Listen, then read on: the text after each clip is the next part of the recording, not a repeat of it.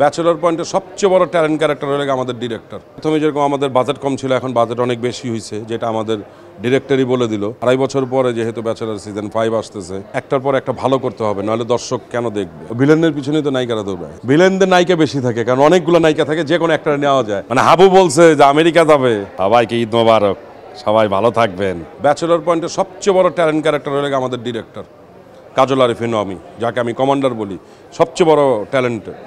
কারণ ওর কারণেই আমাদের সবগুলো আর্টিস্ট প্রত্যেকটা ক্যারেক্টার দাঁড়াইছে। এগুলা আসলে ওইভাবে বলতে পারবো না যে কোনটা প্রতিবন্ধকতা, কারণ আমাদের কাছে প্রথম থেকেই ভালো ছিল, প্রথম থেকেই আমরা ভালো। হ্যাঁ, একটু করে আগাচ্ছি আমরা। প্রথমে যেরকম আমাদের বাজেট কম ছিল, এখন বাজেট অনেক বেশি হয়েছে, যেটা আমাদের ডিরেক্টরই বলে দিল যে আমার বাজেট বড় হয়েছে। প্রতিবন্ধকতা নাই, প্রতিবন্ধকতা থাকলে আমরা এরকমই আসবে প্রতিবন্ধকতা, এগুলোকে আসলে প্রতিবন্ধকতা মনে করলেই ধরা খেয়ে যাবো আমি। ঈদের কোনো পরিকল্পনা নেই, কারণ ঈদের পরিকল্পনা একটাই, খালি কোরবানি দেওয়ার মতো সামর্থ্য হয়েছে, গরু কিনবো, যতটুকু সামর্থ্য ওই অনুযায়ী গরু কিনে গরু ফালাবো আল্লাহর নামে, এই তো। কোরবানি আমি ঢাকায় করি, ঈদ আমি কোরবানি ঈদ রোজার ঈদ ঢাকাতেই করি, আমি গ্রামের বাড়ি যাই না। এখনও জানি না, বৃষ্টি বাদল যদি বেশি থাকে তাহলে ঘুরতে নাও যেতে, না থাকলে কোথায় যাবো, এই আশেপাশেই থাকবো।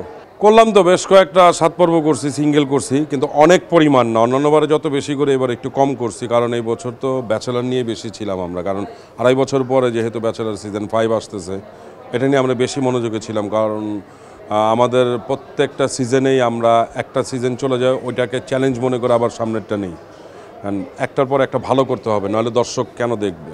ভালো করলে তো দেখবে, না করলে তার কেউ দেখবে না। আমি আসলে বলতে পারবো না তো আমি কবে পাচ্ছি আমাকে, কারণ আমাকে ডিরেক্টররা নিলে আমাকে পাবে, দর্শক পাবে, নাহলে তো পাওয়া যাবে না। এখন আমার ইচ্ছা থাকলেও তো হবে না, ডিরেক্টরদের ইচ্ছা থাকতে হবে। আমার চেহারা অবশ্যই একটু ভিলেনদের মতো, বডিও ভিলেনদের মতো।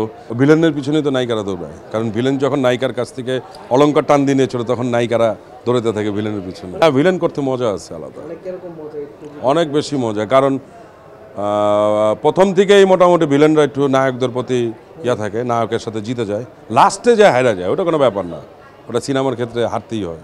ভিলেনদের নায়িকা বেশি থাকে, কারণ অনেকগুলো নায়িকা থাকে, যে কোনো একটা নেওয়া যায়। নায়কের নায়িকা থাকে একটা, স্পেসিফিক একটাই নায়িকা থাকে। আমার অগণিত দরকার, ভিলেন হইলে অগণিত, অনেক নায়িকা লাগবে। ভাই ব্যাচেলর পয়েন্ট আলাদা, আপনার ব্যাচেলর পয়েন্ট ছাড়া অন্যটার সাথে মিলান, তাহলে বলবো আমি হোটেল রিল্যাক্স। ব্যাচেলর পয়েন্ট তো একটু আলাদা, সবাই থেকে একটু কেমন যেন।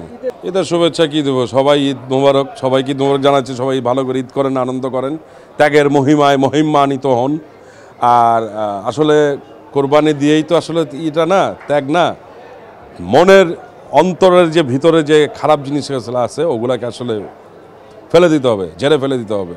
ঠিকঠাক মতো নিয়ত গুণে বরকত বলে, ঠিকঠাক মতো কোরবানি দেখ সবাই, সবাই ঈদের আনন্দ করুক, ফুর্তি করুক, এটাই চাই। আমার তো বিদেশ যাওয়ার ইচ্ছা অনেক দিন ধরেই, আর আমি তো বলছি যে আমেরিকা যাব, মানে হাবু বলছে যে আমেরিকা যাবে, তা আমেরিকার কথা যখন শুনছি তখন তো বলছি যে না ঠিক আছে তাহলে চলো আমি যাব। সবাইকে ঈদ মোবারক, সবাই ভালো থাকবেন, ঈদ মোবারক।